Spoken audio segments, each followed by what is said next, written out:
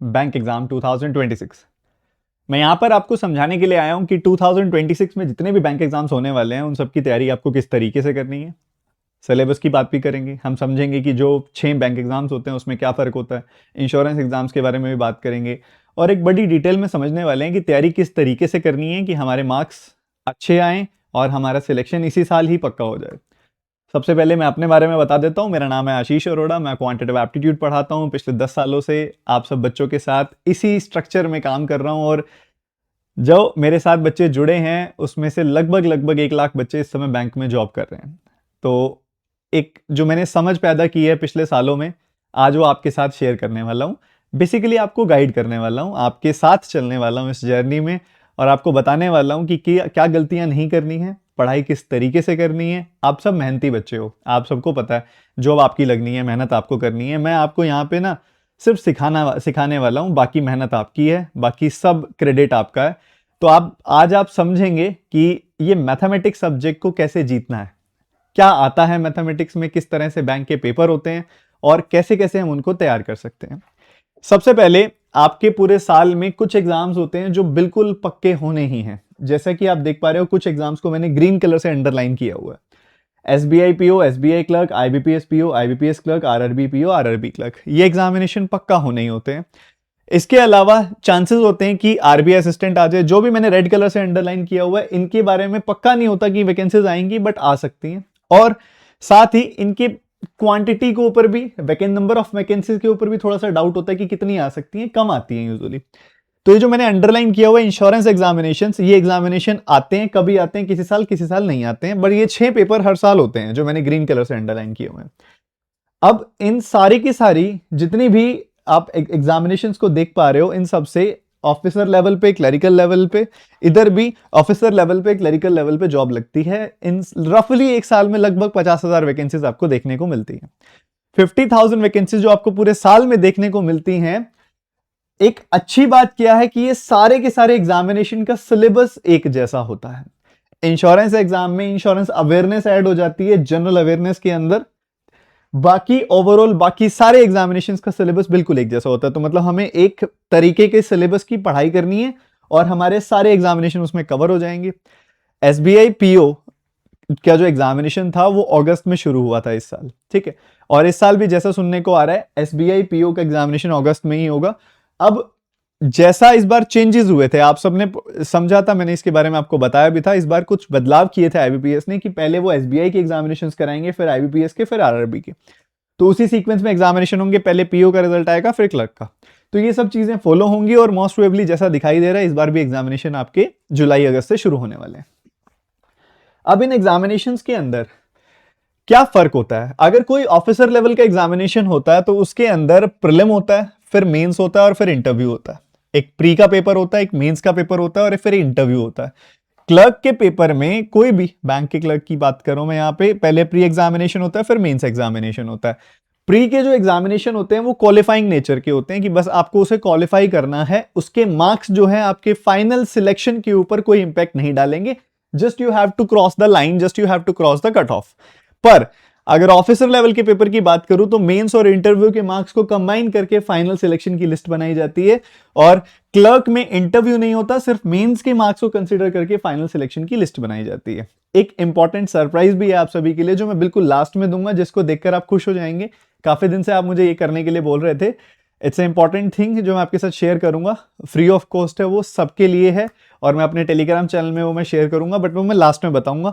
आप एक इंपॉर्टेंट चीज जो मैं आपके साथ यहाँ डिस्कस करने चाहता हूं कि आपको आज मैं चीजें जो बताऊंगा ना, बीच में वीडियो को छोड़ना नहीं है। उसका एक कारण है, जब आप बीच में वीडियो, कई बार क्या होता है वीडियो शुरू करते हैं, किसी ने बुला लिया, किसी ने कुछ बता दिया या कोई नोटिफिकेशन आ गया, हम डिस्ट्रैक्ट हो गए, पार्शियली स्ट्रेटेजी समझकर हम आगे बढ़ जाते हैं। हमको लगता है अब इस तरीके से तैयारी शुरू कर तो देनी है, बाद में देखेंगे बाकी वीडियो।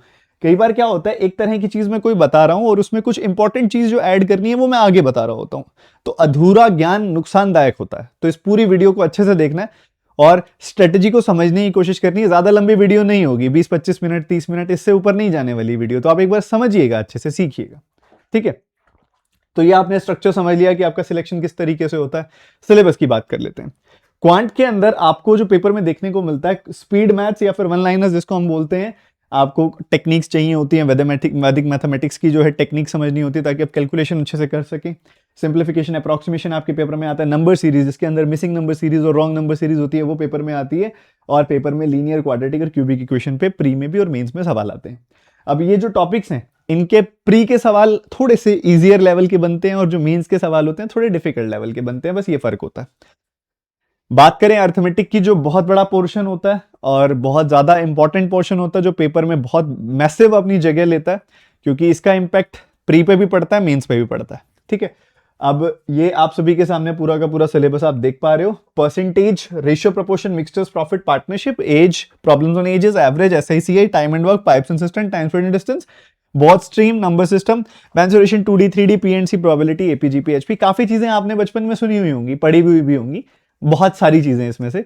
बट अब इसको बैंक एग्जाम्स के हिसाब से पढ़ना है, इसको, इसका पढ़ने का तरीका थोड़ा बदलना है, इसके अंदर किस तरीके से जो अप्रोच लगते हैं उनको समझना है। ये सब चीजें आपको आनी चाहिए। जैसे हर एक चैप्टर में स्टैंडर्ड कॉन्सेप्ट तो होता ही है, बट स्टैंडर्ड कॉन्सेप्ट के साथ साथ उसके अंदर के कुछ ऐसे मेथड्स होते हैं जो over the period of time आपके टीचर्स ने डेवलप किए हैं। अब मैं यहां पे ये नहीं बोलूंगा I am the best teacher, ठीक है, आपने बच्चों से ये चीज सुनी होगी, बट वो मेरे बच्चों का प्यार है मेरे लिए, मैं अपनी तरफ से मेहनत करता रहता हूं और जो भी चीजें सब टीचर्स बहुत अच्छा कराते हैं। मैंने भी मैथमेटिक्स में आप सभी के लिए हर एक चैप्टर में काफी इंटरेस्टिंग टेक्निक्स, कॉन्सेप्ट्स को वहां पे कुछ बनाया है, कुछ सीखा है, कुछ मॉडिफाई किया है, ताकि हर एक चैप्टर में आपको एक अच्छी स्ट्रेंथ दे सकूं, एक अच्छा कॉन्फिडेंस दे सकूं। इसके बाद अभी हम 3 T's ऑफ प्रिपरेशन के बारे में बात करेंगे। जो 3 T's हैं उनको समझेंगे ताकि आपके लिए सिंप्लीफाइड मैनर में तैयारी की जा सकती हो। बट पहले सिलेबस को समझ लेते हैं।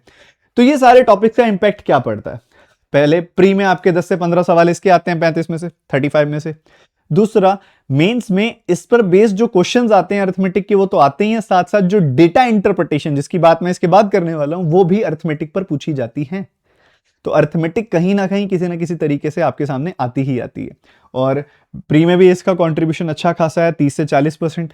मेंस में इसका कंट्रीब्यूशन 50% से भी ज्यादा है। तो ये, और यही एक ऐसी चीज है जिसको करने में सबसे ज्यादा समय लगता है, पेशेंस की रिक्वायरमेंट होती है, इस चैप्टर से इस चैप्टर तक जाना। ये बहुत एक इंपॉर्टेंट डिसीजन होता है बच्चे का कि मैं अरिथमेटिक को टाइम दूंगा, ढंग से पढ़ूंगा। इसीलिए मैं अक्सर बच्चों को सजेस्ट करता हूं कि जब भी आप तैयारी शुरू करो तो ऐसा मत करो कि अगले महीने या 2 महीने बाद ये वैकेंसीज आउट हो रही है तो मैं इसके लिए पढ़ूंगा। नहीं, आपको तैयारी करनी चाहिए एटलीस्ट उस एग्जामिनेशन की जो आज से 5 से 6 महीनों के बाद है। इसलिए सबसे राइट टाइम उन 6 के 6 पेपर की तैयारी करने का है आज, अभी से।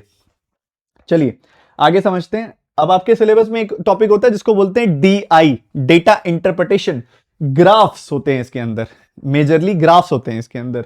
आपको पाई चार्ट देखने को मिलता है, लाइन ग्राफ देखने को मिलता है, bar chart, table, caselet. Caselet मतलब एक पैराग्राफ होता है, मैथमेटिकल पैराग्राफ होता है, उसको सिंप्लीफाई करना होता है। मेंस में आपको radar, scatter, candlestick, logical, variable based DI, arithmetic based DI, games, tournament based DI, इस तरह की DI जिसमें थोड़ा सा लॉजिकल अंडरस्टैंडिंग थोड़ी ज्यादा लगती है, जिसमें दिमाग थोड़ा ज्यादा लगता है। अब आपका देखोगे, आपने समझा कि प्री और मेंस का सिलेबस है तो एक जैसा, पर प्री में चीजें आसान पूछी जाती हैं और मेंस में चीजें डिफिकल्ट पूछी जाती हैं। तो इसको थोड़ा और सिंप्लीफाई करूं मैं। मेंस, प्री में यूजुअली आपका थोड़ा कॉन्सेप्ट, ज्यादा स्पीड देखी जाती है। मेंस में आपके कॉन्सेप्चुअल स्ट्रेंथ को ज्यादा अच्छे से टेस्ट किया जाता है कि आपकी कॉन्सेप्चुअल स्ट्रेंथ कैसी है। वहां पे बहुत तेज स्पीड की आवश्यकता नहीं होती, बट बहुत अच्छे कॉन्सेप्ट की आवश्यकता होती है। वहीं प्रीलिम में आपकी एक अच्छी कैलकुलेशन स्पीड और आपके एक अच्छे लेवल के कॉन्सेप्ट, बहुत ज्यादा बेहतरीन नहीं, ठीक ठाक लेवल के कॉन्सेप्ट, क्योंकि मुश्किल सवाल नहीं आते, ज्यादा स्टैंडर्ड सवाल आते हैं प्री में। और साथ ही अच्छी स्पीड चाहिए होती है, क्योंकि उधर जो बच्चे होते हैं आसान सवाल होता है तो जल्दी जल्दी अटेम्प्ट करते हैं, बहुत सारे अटेम्प्ट कर लेते हैं, तो कट ऑफ इसलिए अक्सर ज्यादा जाती है प्री पेपर्स में। मेंस की बात आप सभी के सामने है, तो मेंस में भी आपको DI भी देखने को मिलेंगे, अरिथमेटिक के सवाल भी देखने को मिलेंगे, और ये आपका बेसिक सा सिलेबस है जो मैंने आपको बताया। अब हम यहां पे बात करने वाले हैं 3 T's, basically 3 tiers of selection, 3 tier rule of selection. अगर आप बैंक एग्जामिनेशन या इंश्योरेंस एग्जामिनेशन के लिए सीरियस हैं तो इन 3 चीजों को समझकर ही आगे बढ़िएगा। इन 3 चीजों को समझेंगे तभी आपकी तैयारी सही तरह से आगे बढ़ेगी। सबसे पहला स्टेप है फाउंडेशन। फाउंडेशन एक बहुत इंपॉर्टेंट और बहुत जरूरी स्टेप है। आपको हर एक टॉपिक, सिलेबस में पूछी गई हर छोटी सी छोटी चीज, जैसे कि simplification, approximation, quadratic, number series हो, चाहे अरिथमेटिक का percentage, profit loss, mixture, alligation, SICI, time speed and distance, time and work, boats and stream, pipes and system, probability, mensuration, PNC, number system, average, partnership, कोई भी topic हो, हर एक सवाल, हर एक chapter को, डेटा इंटरप्रिटेशन की हर एक टाइप को बिल्कुल नीचे से, बिल्कुल बेस से, बिल्कुल बारीकी से, बिल्कुल फंडामेंटल उसको अच्छा करना है, फंडामेंटली उसको अच्छा करना है, हर एक टॉपिक को बिल्कुल डीपली स्टडी करना है, वाई की पावर को समझना है। चीजें रटनी नहीं है बेटा, ये मैथमेटिक्स है, यहां रट्टा नहीं लगाना है, इस टाइप में ऐसा होगा, इस टाइप में ऐसा होगा, नहीं, वो काम नहीं करना है, ठीक है।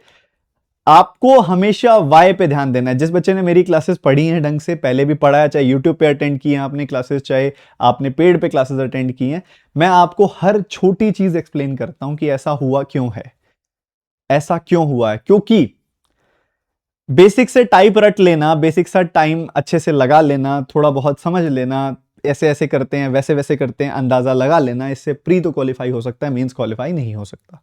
मेंस में कॉन्सेप्चुअल स्ट्रेंथ चेक होती है, मेंस में आपके कितनी लॉजिकल अंडरस्टैंडिंग है उस टॉपिक की, वो चेक होती है। आप प्री तो निकाल जाओगे, मेंस नहीं निकल पाएगा, और आपने अभी समझ लिया है कि मेंस क्वालिफाइंग नहीं है, मेंस से ही आपका फाइनल सिलेक्शन तय होता है। तो आपको सबसे पहला जो सबसे जरूरी चीज है कि हर एक चैप्टर को बिल्कुल बेसिक से पढ़ना है। उस पर मैं आऊंगा, चैप्टर बाय चैप्टर उधेड़ के दिखाऊंगा तुम्हें अभी मैं कि किस तरीके से बेसिक से पढ़ा जाता है। बट पहले आप इस 3 टीयर्स को समझिए कि 3 टीयर ऑफ सिलेक्शन क्या है, किस तरीके से आपको पहला स्टेप उठाना है, हर एक टॉपिक की हर एक छोटी चीज को वाई लगाकर समझते हुए, हर बारीकी को अंडरस्टैंड करते हुए आगे बढ़ना है और ओवरऑल कॉम्प्रिहेंसिव कवरेज करनी है। Point number 2, reinforcement. हम अक्सर चीजों को पढ़ते हैं पर कुछ दिनों बाद भूल जाते हैं, ये हमारी एक आदत है, नेचुरल है, दिमाग इसी तरीके से काम करता है, नई नई चीजों को ग्रेस्प करता जाता है, पुरानी भूलता जाता है। बट अगर मैं आपसे एकदम से पूछूं कि 12 6 कितना होता है, तो आपके मुंह से तुरंत 72 निकलेगा। अगर मैं आपसे पूछूं कि 8 9 कितना होता है, तो भी तुरंत आप 72 बोल दोगे। अगर मैं आपसे पूछूं 24 3 कितना होता है, तो एक बार थोड़ा रुकोगे, बट तब भी आप 72 बोल दोगे। यहां पे फर्क क्या आ जाता है, कुछ चीजें हमने बचपन से इतनी बार की हैं कि वो हमारे मसल मेमोरी का हिस्सा बन चुकी हैं। अब ये एक बड़ा ही जरूरी स्टेप है कि एग्जामिनेशन के अंदर जब आप किसी सवाल को पढ़ के सॉल्व करते हो, तो उसमें सबसे ज्यादा मैक्सिमम जो टाइम खराब होता है बच्चों का, वो होता है सोचने में और रिकॉल करने में कि इसमें क्या कॉन्सेप्ट लगेगा। आप एक बच्चे को सामने खड़ा करो जिसका सिलेक्शन हो चुका है, और एक बच्चे को सामने खड़ा करो जिसका प्री भी नहीं निकला है, और दोनों को एक सवाल दोगे तो पढ़ के समझेंगे, और ज्यादा से ज्यादा जो डिफरेंस उनके बीच में आएगा वो उस चीज में आएगा कि वो जल्दी से रिकॉल कर पाएगा कि उसका कॉन्सेप्ट क्या लगेगा, वो मेंसुरेशन का कौन सा वाला फॉर्मूला लगा हुआ है इसके अंदर, या मिक्सड एलिगेशन के अंदर कौन सा सब कॉन्सेप्ट इसके अंदर लगा के इसने इसको सिंप्लीफाई किया है, वो बच्चा जल्दी कर लेगा, बट इसको समय लगेगा, रिकॉल नहीं कर पाएगा। और दोनों में जो फर्क है वो है रिवीजन का फर्क। और single revision is not a revision. एक बार रिवाइज करना किसी चीज को रिवीजन नहीं बोलते हैं उसको। आपको अपने हर एक चैप्टर की मिनिमम 3 बार रिवीजन करनी पड़ेगी, और 4 से 5 बार करेंगे तो और बेहतरीन है। सुन के बड़ा भारी भरकम पत्थर गिर गया होगा खुद पे कि 4-5 बार रिवीजन, इतने सारे चैप्टर्स कैसे हो पाएगा? बहुत आसान है। जब आप पहली बार फोकस के साथ किसी चैप्टर को पढ़ते हो ना, तो आप उस चैप्टर को रिवाइज करने में 2-2.5 घंटे में कर लेते हो, अगर फोकस के साथ पढ़ा हुआ है, पहली बार पूरा ध्यान से समझा हुआ है तो 2-2.5 घंटे में पूरा चैप्टर रिवाइज हो सकता है। यहीं जब दूसरी बार उसको रिवाइज करते हो, तो आपने पहली बार उसको ध्यान से पढ़ा था, दूसरी बार बड़े प्यार से रिवाइज किया था, तो जब उसको दूसरी बार रिवाइज करने लगोगे तो वही काम आपका 1.5 घंटे के अंदर हो जाएगा। यही तीसरी बार रिवाइज करोगे तो 1 घंटे में हो जाएगा, चौथी बार रिवाइज करोगे और 5-10 मिनट कम लगेंगे आपके। तो जितनी बार आप रिवाइज करते जाते हो, आपका टाइम कम होता जाता है रिवीजन का। तो मैक्सिमम जितना ज्यादा बार सारे के सारे टाइप्स को रिवाइज करेंगे आप, उतना ज्यादा ये सारी की सारी चीजें आपकी मसल मेमोरी में सेव होंगी। सवाल देखते ही सॉल्यूशन आप रिकॉल कर पाएंगे, आप सवाल देखते ही आप उसके अंदर का कॉन्सेप्ट रिकॉल कर पाएंगे। अब क्या करें भैया, मैथमेटिक्स की डिमांड है ये आज के समय पे। सुन के बड़ा अजीब लगता है। इंदौर गए थे, एक बच्चे ने मुझसे सवाल भी किया था कि सर ऐसा नहीं लगता ऐसे मैथ्स हम याद कर रहे हैं? मैंने कहा बिल्कुल लगता है, पर क्या करें, कंपटीशन की डिमांड है ये। आइडियली गणित का मतलब होता है तसल्ली से सॉल्व करो, कोई जल्दी नहीं है, दिमाग लगाओ, उसके अंदर का फंडा समझो, आराम से सॉल्व करो, कोई भागम दौड़ी नहीं होती, रिलैक्स होकर काम करो। मैथ्स का काम यही होता है। बट इस समय जो हम मैथ्स पढ़ रहे हैं वो क्वांटिटेटिव कॉम्पिटिटिव एग्जामिनेशन का मैथ्स है। यहां पे टाइमर एक वैल्यू रखता है। जब टाइमर एक वैल्यू रखता है तो हमें भी कंपटीशन के हिसाब से चलना पड़ेगा। जब हमें पता है कि इस कंपटीशन को जीतने के लिए हमें ज्यादा से ज्यादा बार रिवाइज करना पड़ेगा ताकि हमारी मसल मेमोरी में हर तरह के कॉन्सेप्ट सेव हो जाएं, सवाल पढ़ें और रिकॉल कर जाएं कि इसमें कॉन्सेप्ट क्या लग रहा है और फटाफट से निपटाएं। क्योंकि प्रीलिम एग्जामिनेशन में और काफी हद तक मेंस के एग्जामिनेशन में भी कुछ स्टैंडर्ड तरह के सवाल बार बार रिपीट होते हैं, बार बार आते हैं। और जब ये सवाल बार बार आते हैं तो बेटर रहेगा उन सवालों की इतनी बार हम रिवीजन कर चुके हो, इतनी बार हम प्रैक्टिस कर चुके हो कि देखते ही सॉल्यूशन दिमाग में आए, हम कंपटीशन में आगे निकले। 35 सवाल आते हैं क्वांट में, उसमें ज्यादा से ज्यादा कर सकें, क्योंकि वही कंपटीशन तय करेगा। तो बार बार करना पड़ेगा, क्योंकि हम यहां पे मैथ को कम जीत रहे हैं, कॉम्पिटिटिव एग्जामिनेशन के फिनोमेना को जीतना चाह रहे हैं, और उसके लिए ये बहुत बड़ी जरूरत है। आगे बढ़ते हुए तीसरी चीज है डोमिनेंस, तीसरी चीज है डोमिनेशन। यहां पे आपको एक सिंपल सी चीज करनी है। ये एक ऐसी चीज है जहां पे आप टॉपिक को और पूरे एग्जामिनेशन के कंपटीशन को डोमिनेट करते हो। एक ऐसी चीज जिसमें ज्यादातर बच्चे पीछे रह जाते हैं, एक ऐसी चीज जो टॉपर्स को अलग कर देते हैं बाकी सब बच्चों से, वो है प्रैक्टिस करना सवालों की, सिर्फ जिसमें आप हो और सवाल हो, ना कोई टीचर बीच में हो। आपने टीचर से अच्छे से पढ़ लिया, टीचर का पढ़ाया हुआ अच्छे से मल्टीपल टाइम्स रिवाइज कर लिया, कॉन्सेप्ट आपने बेटर कर लिया, बट सवाल जब सामने आएंगे एग्जामिनेशन हॉल में, जब आप बैठे होंगे, तब आप होंगे और टीचर होंगे। अब किसी भी टीचर से आप पढ़ रहे हो, वो एक स्टैंडर्ड लैंग्वेज में आपको चीजें समझा देगा, बट एग्जामिनर क्या करता है, दे ट्राई कि कुछ अलग अलग तरह से सवाल को लिखूं, मैं लैंग्वेज चेंज करके मैं लिखूं, ताकि बच्चे को समझ ही ना आए कि इसमें क्या दिया गया, क्या पूछा गया, और वो फंस जाए। अब उसकी उस साइकोलॉजी को बीट करना पड़ेगा हमें। जब हमने अच्छे से पढ़ाई कर ली, हमने अच्छे से रिवीजन कर ली, अब बारी आती है क्वेश्चंस को, क्वेश्चन सेट को लगाने की। हर एक चैप्टर से 300-400 क्वेश्चंस आपको सॉल्व करने पड़ेंगे। सुन के बड़ा नंबर लग रहा है, बट जब करने बैठोगे मात्र 2 से 3 सीटिंग्स का काम है। ठीक है, तो वो जो आपका और सवाल के बीच में जो द्वंद्व होगा, जो लड़ाई होगी अकेले में, उसको जीतना, उसके ऊपर आदत बनाना, वो एक एक्सपीरियंस बिल्डअप करना कि सवाल को कैसे पढ़ के समझा जाता है, लैंग्वेज को जब वो ट्विर्क करता है तो उसको कैसे खत्म किया जाता है, इस चीज को समझना है तीसरा स्टेप, जिसको बोलते हैं डोमिनेशन। तो यहां पे आपको इन तीनों स्टेप्स को जीतना पड़ेगा। अब मैं आपको एक सीक्वेंस, एक स्ट्रक्चर बताता हूं कि आपको ये कैसे कैसे करना है। ठीक है, जो मैंने आपको भी बताया, इसके मैं आपको प्रैक्टिकल ऑर्डर में समझाता हूं। सबसे पहले आपको ये सब चैप्टर्स पढ़ने होते हैं। ठीक है, अच्छा सोर्स क्या है बेटा, मैं तो आपको जहां पे ये सारी चीजें करवाता हूं वो है द मैथ्स हीरो कोर्स। ठीक है, और जो मैं अभी आपको स्ट्रक्चर और सब चीजें समझाने वाला हूं कि कैसे कैसे आगे बढ़ना है, वही बेसिकली सीक्वेंस भी है हमारे मैथ्स हीरो कोर्स का, जो 1 जनवरी से शुरू होने वाला है। तो एक बार समझिएगा। शुरुआत हम वैदिक मैथमेटिक्स से करेंगे, simplification, number series, quadratic equation. बेटा जब आप सिंप्लीफिकेशन पढ़ चुके होगे, उस दौरान आपको पुराने चैप्टर्स की रिवीजन करते रहनी है। जैसे कि मान लीजिए मेरे केस की बात करें तो मैं आपको सैटरडे संडे या वीक में 2 दिन ऑफ देता हूं। ठीक है, 5 दिन क्लासेस लेता हूं। जो 2 दिन आपके पास ऑफ होते हैं वो पिछले चैप्टर की रिवीजन के लिए होते हैं। तो जब आप नंबर सीरीज पढ़ रहे हो तब आप सिंप्लीफिकेशन रिवाइज कर लो उन 2 दिनों में। जब आप लीनियर क्वाड्रेटिक पढ़ रहे हो तब नंबर सीरीज रिवाइज कर लो। ठीक है, आगे कोई टॉपिक पढ़ रहे हो फिर उससे पिछला टॉपिक रिवाइज कर लो। बीच में समय लगे तो एक दिन निकाल के पुराने टॉपिक सिंप्लीफिकेशन, नंबर सीरीज एक दिन बैठ के रिवाइज कर लो। इस तरीके से करके रिवीजन करनी होती है। अब सबसे बड़ा चैलेंज आता है ये, और आप में से जितने भी बच्चे पढ़ चुके हैं मुझसे या पढ़ रहे हैं मुझसे, उनको ये फीलिंग आ रही होगी कि यार जब हम शुरू शुरू में परसेंटेज, रेशियो ये सब पढ़ने लगते हैं और नए सवाल करने की कोशिश करते हैं तो कई बार काफी सारे क्वेश्चंस नहीं बनते, और दैट्स सिंपली एक्सेप्टेबल, कोई बड़ी बात नहीं है, हो जाता है, ये नॉर्मल है। क्योंकि ये होते हैं लैंग्वेज बेस्ड क्वेश्चन, जिसमें कुछ क्वेश्चन लिखा होता है लैंग्वेज में, इंग्लिश में, हिंदी में लिखा होता है, वर्ड्स के फॉर्म में लिखा होता है। उन वर्ड्स को समझ के हमें मैथमेटिकल फॉर्म में इंटरप्रेट करके उसको सॉल्व करना पड़ता है। कई बच्चों को दिक्कत आती है उसमें, कोई प्रॉब्लम नहीं है। आपको क्या करना है, जब तक आपके 4-5 चैप्टर्स ना हो जाएं तब तक आपको सिर्फ इतना सी चीज फॉलो करनी है कि मेरी क्लास अच्छे से देखनी है, मेरी क्लास रिवाइज करनी है। जब आप अगले चैप्टर पे बढ़ोगे, अगला चैप्टर फोकस से देखना है, रिवाइज करना है।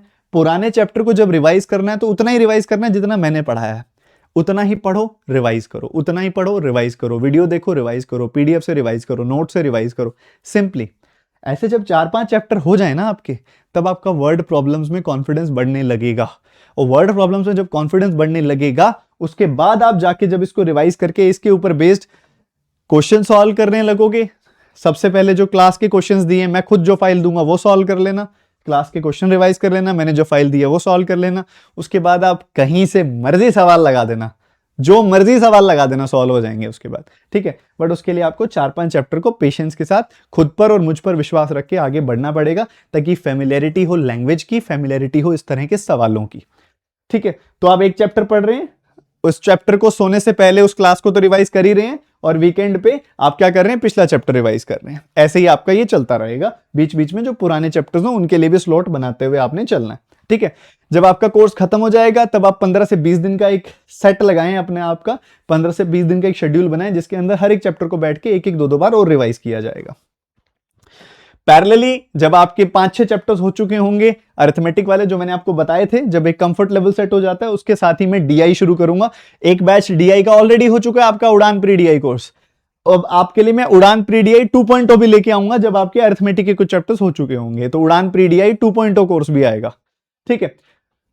डेटा इंटरप्रिटेशन और उसके अंदर सारी के सारे फंडामेंटल्स डीआई के कवर होंगे, और डीआई के बिल्कुल बेसिक से आपको समझाई जाएंगी चीजें। और मेंस के कोर्सेज तो आपके आने ही हैं, काफी सारे आ भी चुके हैं और काफी सारे आने भी हैं। ये जो कोर्स होता है मेरी तरफ से, जो मैथ्स हीरो कोर्स होता है, वो फाउंडेशन से हाई लेवल का कोर्स होता है, फाउंडेशन टू हाई लेवल। तो फाउंडेशन टू हाई लेवल में आपका प्री प्लस मेंस की एक होलसम प्रिपरेशन होती है, ठीक है। तो ये आपका बेसिकली एक अंडरस्टैंडिंग थी जो मैं आपको समझाना चाह रहा था, कि कैसे आपने फाउंडेशन, फिर रीइंफोर्समेंट और फिर उसके बाद डोमिनेंस की तरफ आगे बढ़ना है। देखो बेटा, क्या होता है जब आप प्रैक्टिस लगा रहे होते हो ना, उसकी एक बड़ी जरूरी चीज होती है कि शुरू शुरू में आपको प्रैक्टिस करना है टॉपिक वाइज। एक टॉपिक है, पूरा उस टॉपिक के ही सवाल लगाओ, फिर दूसरा टॉपिक उठाया, उस टॉपिक के ही सवाल लगाओ, ऐसे आगे बढ़ते हुए लास्ट तक टॉपिक के ही सवाल लगाओ। बट पेपर में आएंगे मिक्स्ड क्वेश्चंस, और जब आप टॉपिक पे सवाल लगा रहे होगे ना, आपसे सब बनेंगे। जैसे ही आप मिक्स्ड में शिफ्ट हो जाओगे ना, आपका टाइम ज्यादा लगेगा, हो सकता है सवाल बने भी ना, आप रिकॉल भी ना कर पाओ। वो सबके साथ होता है। अब वहां पे उसका सॉल्यूशन क्या है भाई, जो उसकी प्रॉब्लम है वही उसका सॉल्यूशन है। मिक्स्ड क्वेश्चंस की प्रैक्टिस करो, पहले बिना टाइमर के साथ करो, फिर 4-5 दिन हफ्ता हो जाए करते करते, फिर टाइमर के साथ करो, फिर धीरे धीरे आपको मॉक टेस्ट में भी आपको देखने को लगेगा क्या होता है। जब मिक्स्ड टॉपिक के क्वेश्चंस आते हैं ना, तो पहले हम पाइप्स एंड सिस्टम कर रहे थे, एकदम से वेन डायग्राम पे सवाल आ गया। वेन का कर रहे थे, एकदम से टाइम स्पीड एंड डिस्टेंस का क्वेश्चन आ गया। टाइम स्पीड एंड डिस्टेंस कर रहे थे, फिर प्रोबेबिलिटी का सवाल आ गया। प्रोबेबिलिटी कर रहे थे, फिर मेंसुरेशन का सवाल आ गया। मेंसुरेशन कर रहे थे, एक नंबर सिस्टम का सवाल आ गया। एकदम से ये कॉन्सेप्ट छोड़ के दूसरा पकड़ना, दूसरा छोड़ के तीसरा पकड़ना, तीसरा छोड़ के चौथा पकड़ना, इसके लिए दिक्कत होती है, ये आदत नहीं बन पाती। बस उस आदत को बनाएंगे हम मिक्स से प्लस रिवीजन करते हुए, ठीक है। ये काम आप सभी ने फॉलो करना है, ठीक है। अभी प्राइमरली आपको मॉक टेस्ट जो है वो नहीं लगाने हैं, अभी आपने फंडामेंटल्स पे काम करने हैं। जब आपकी इच्छा हो मॉक टेस्ट लगाने की, मैं आपको अपडेट दूंगा मॉक टेस्ट का क्या स्ट्रक्चर रखना है आपने, बट अभी के लिए आप तैयारी शुरू कीजिए सही तरीके से, जैसे जैसे मैंने आपको बताया उस तरीके से आप प्रोसीड कीजिए, ठीक है। आपको ना अभी किसी एग्जाम की टेंशन लेनी है, ना कट ऑफ की टेंशन लेनी है, ना इतने नंबर लाने हैं उतनी टेंशन लेनी है, ना उतने नंबर लाने, कुछ नहीं। आपको सिर्फ अपने कॉन्सेप्ट्स को स्ट्रॉन्ग करने की टेंशन लेनी है। आपको जिस तरीके से बताया है, आपको पूर्णतः मुझ पे विश्वास करके आगे बढ़ना है। जिन बच्चों ने कर लिया विश्वास, वो नौकरी लेकर उस कुर्सी पर बैठे हैं। आप भी करेंगे, आपको भी मिलेगा, ठीक है। मेहनत करने वालों का ऊपर वाला भी नहीं रखता, वो भी उन्हें जरूर देता है। तो मेहनत सही डायरेक्शन में सही तरीके से कीजिए, और इससे आपको भी मिलेगा जो आप सोच रहे हैं। अच्छा, तो एक और इंपॉर्टेंट चीज है, अब काफी सारे बच्चे, अब का सवाल आता है कि सर आपसे द मैथ्स हीरो 2026 कैसे पढ़ें सर, क्या तरीका रहता है। आप मुझसे मैथ्स हीरो 2026 पढ़ सकते हैं यस ऑफिसर की ऐप पर और यस ऑफिसर की वेबसाइट पर, ठीक है। दोनों जगहों पर आप पढ़ सकते हैं।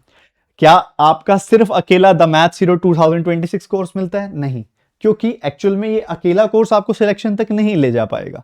ये कोर्स के साथ साथ आपको कुछ और कोर्सेज भी क्लब करने पड़ते हैं, कुछ और कोर्सेज से पूरे साल पढ़ाई करनी पड़ती है। अलग अलग तरह के लेवल के मेंस के पेपर होते हैं, अलग अलग तरह से आपको प्री का रिवाइज करना पड़ता है।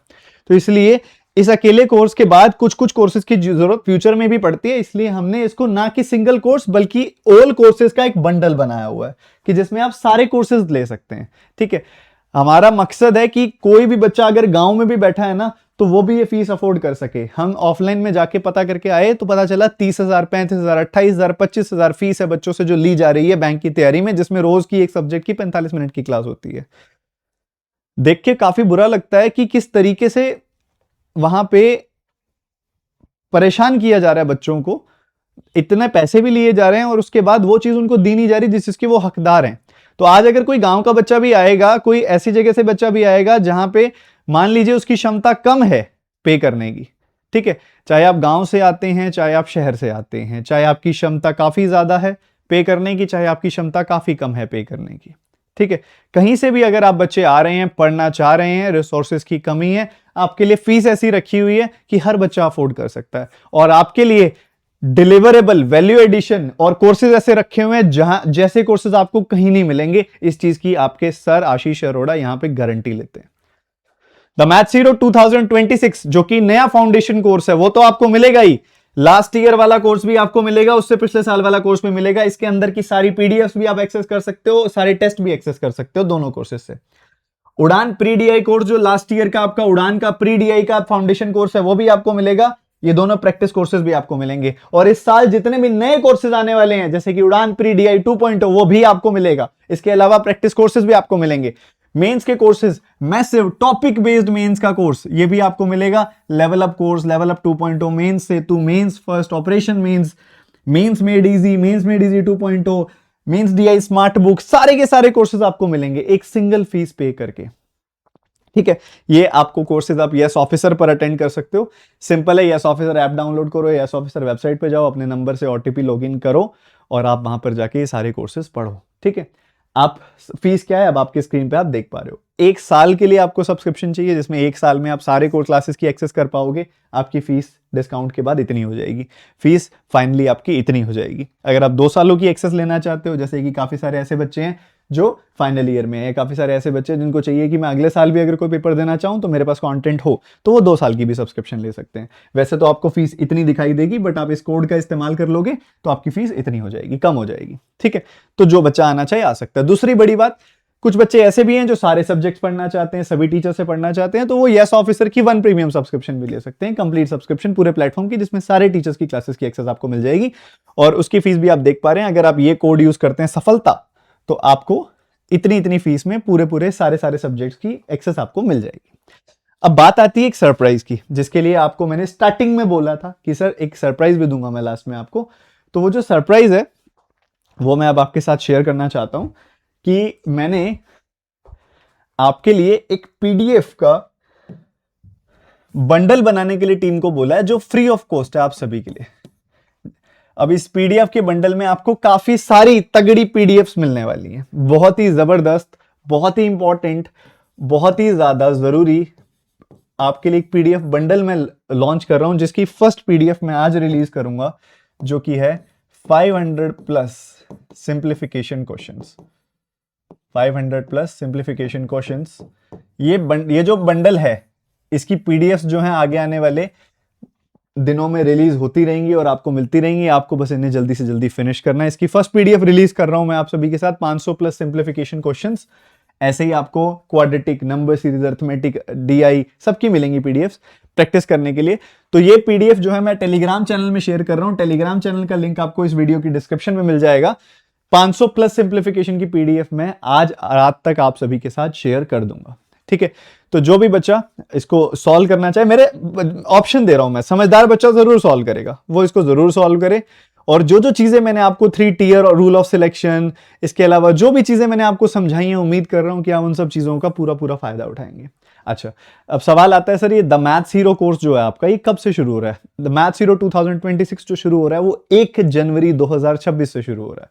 1 जनवरी 2026 से आपका मैथ्स हीरो 2026 कोर्स की शुरुआत हो रही है।